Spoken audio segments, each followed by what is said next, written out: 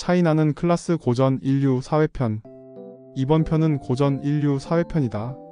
책은 총 3장으로 나눠져 있고 고전과 인류 그리고 사회에 대한 강의들로 이뤄진다. 고전이란 무엇일까?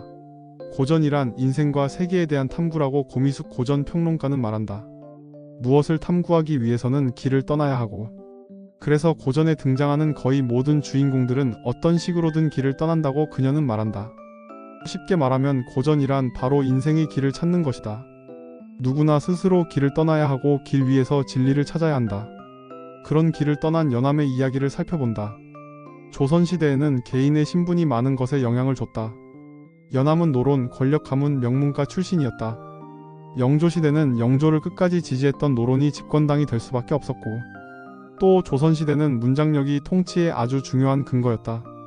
그러니 명문가 출신의 천재적인 문장과 자질을 갖고 태어날 경우 과거 시험만 보면 바로 출세길이 열리는 것이었다.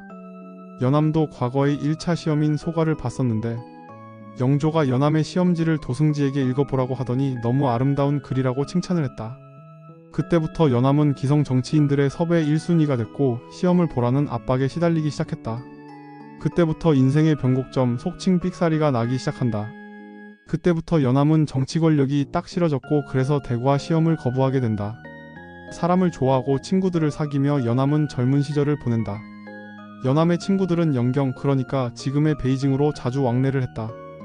홍대용, 박재가, 이덕무 같은 친구들이 연암에게 생생하게 이야기를 전해주었고, 연암도 그들의 이야기를 계속 들으면서 아무래도 청나라의 발전상을 보고 싶어 했다. 그러다가 44이 되었을 때 자신의 사유가 무르익었을 때 중국으로 갈 기회가 생긴다. 관직이 없으면 국경을 넘는 일은 거의 불가능했었으나 당시에 놀라운 일이 벌어졌다. 집안 덕으로 건룡 황제의 70세 생일인 만수절에 참석하게 된 것이다. 중국 황제 중에서 가장 위대하다고 손꼽히는 강희제의 손자이자 옹정제의 아들인 건룡제의 만수절 행사에 축하 사절단으로 뽑히게 된 것이다. 지금으로 치면 월드컵, 올림픽, 엑스포와 같은 세계적인 행사를 모두 합친 것보다 큰 행사였다. 그럴 수밖에 없었던 게 당시엔 중국이 전 세계 제국의 중심이었으니까. 엄청난 조공을 가지고 가느라 수레만 해도 10,000대에 달할 정도의 규모였다고 한다. 당시 사절단의 대표가 연암의 삼종영이었다. 연암이 늘 북학을 외치고 중국에 다녀온 친구들의 이야기를 들으면서 중국을 그리워하는 것을 그 형도 알고 있었기에 대표의 개인 비서 역할을 하나 주어서 참여할 수 있게 해주었다. 그렇게 만수절 축하 행사단에 합류를 하게 된 것이다. 1780년 건룡제의 만수절은 청나라 제국의 절정이자 최전성기의 시기였다. 연암은 바로 그 시점에 열하에 들어간 것으로 그곳에서 티베트 법왕 판첸 라마 6세도 만나게 된다. 그리고 눈앞에서 코끼리가 지나가는 것도 보게 된다. 영경에 도착하여 황제의 개인 동물원인 상방에서도 보긴 했지만 열하의 거리에서 2마리 코끼리가 귀를 펄럭이며 지나가는 것을 보고 다시 한번 큰 감동과 경이로움에 휩싸였다. 연암의 목적은 문명 탐사를 하는 것이었다. 중국 청나라 문명이 얼마나 고도로 발전했는지를 보려고 했을 것이다. 그런데 화려한 스펙터클 속에는 사람들의 삶이 담겨있지 않다.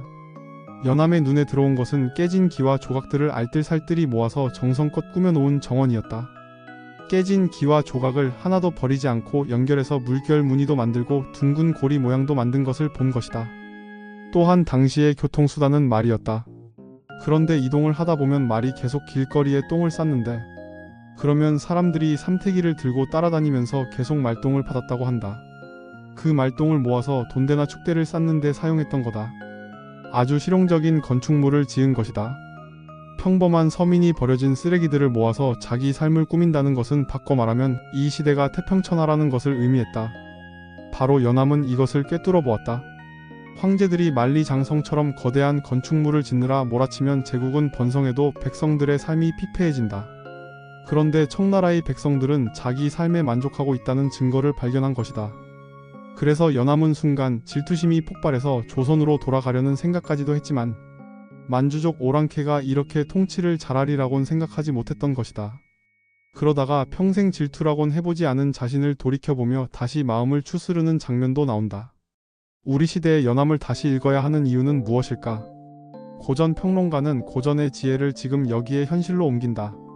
18세기의 훌륭한 고전을 21세기로 왜 가져와야 하느냐? 연함이 열하일기에서 보여준 자유의 표현, 유목적 네트워크가 바로 이용후생의 궁극적 목적인 인간의 자유와 맞닿아 있기 때문이다. 그걸 현대 철학적 용어로 옮기면 노마디즘이라고 한다. 유목주의라는 뜻이다.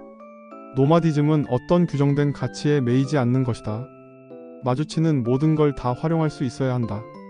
길 위에선 인생에 대한 길을 물어야 되고, 그 길을 물을 때 내가 고정된 통념에 사로잡혀 있으면 새로운 경계로 나아가질 못한다. 반복의 늪에 빠져버리기 때문이다. 시공의 조건에 따라서 나를 끊임없이 변형할 수 있는 그런 유동하는 존재, 그게 노마드이다. 21세기는 그런 노마드의 세상이라고 할 수 있다. 이분법적으로 나누어져 있던 것들이 다 해체 융합되는 시대니까.